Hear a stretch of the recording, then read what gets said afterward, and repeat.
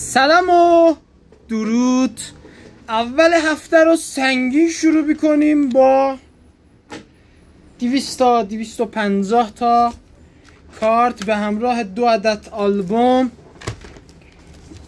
خود آلبوم هم فروخته میشه، پولم توش هست، پول ولی من خودشه.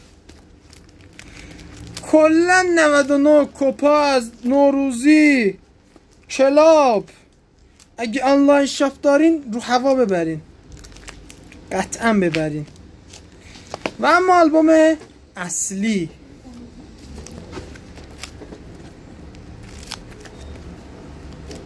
اسم این پک رو میذارم شنبه، پک شنبه.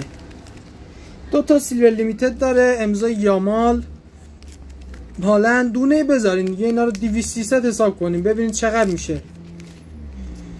بالای 7 میلیون هزینه کردن، چقدر بذاریم؟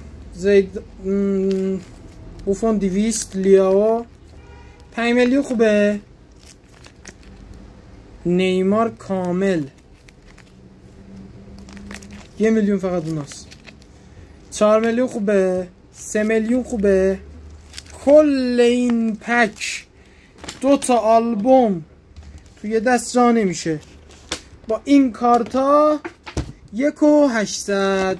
سری پیام بدین تا نبردن.